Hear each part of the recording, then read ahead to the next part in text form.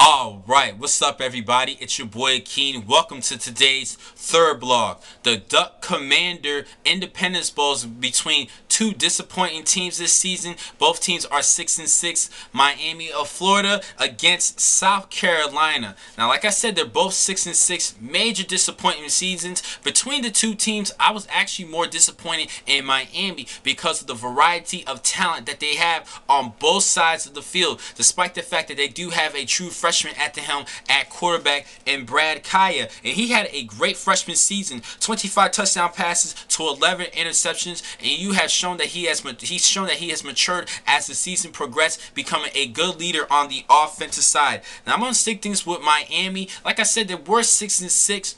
And they have a lot of talent as far as pro prospects, and I'm going to talk about already the players to watch for this game for Miami, starting with running back Duke Johnson, 206 pounds at 5'9", and he has well over 1,800 yards of total offense and 13 touchdowns. He's a great running back. Actually, he's averaged 7 yards per carry at the running back position, breaking the Miami record for most career rushing yards. At the receiver position, they have a big-time deep ball threat in Philip Dorsett, 26.6 yards per catch, 31 receptions for 826 yards, and then he has a pretty decent size. And they also have a great tight end who was actually a good nominee for the Mackey Award given to the nation's best tight end, and Clive Walford, who had over 600 yards receiving this season.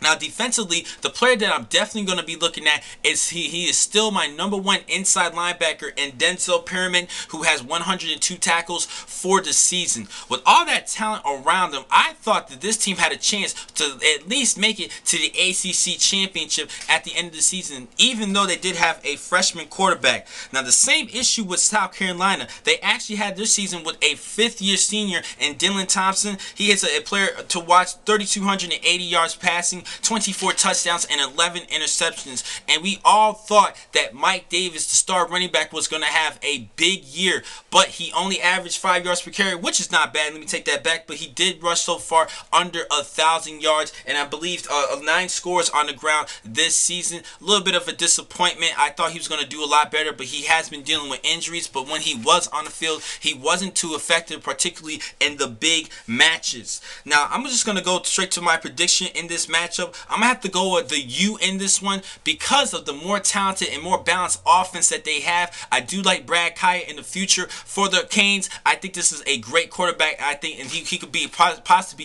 a Heisman candidate in a couple of years from now. When he's a junior or a senior, he shows a lot of potential already. He's actually from the state of California. So I'm going to have to go with Miami in this one because of a well-balanced rushing attack between Kaaya and Duke Johnson. And Johnson is actually trying to show why he's one of the top running back prospects for the 2015 NFL Draft. Now, for Mike Davis, the running back for South Carolina, he has already declared his time to join the NFL Draft. I honestly think that he should stay for one more year, but he still could be at risk of getting hurt for next season. So I kind of understand his decision of why he declared for this year's NFL Draft. But I still think that Duke Johnson and Brad Kaaya has a good balanced attack offensively, and plus the defense, the pass defense for South Carolina has struggled a lot this season compared to Miami's defense. They have a pretty good pass defense, and even though South Carolina has a good passing offense, I think because of their defense, I think they're going to do just a good enough job, but more of a balanced offense for Miami. I'm going to have to go with the Canes over the Gamecocks in this matchup. Now, I have 2 more blogs I'd like to talk about. I'm going to catch you guys in just a couple of minutes. Thank you for watching this blog. I'm your man, Keenan McCall. Be easy.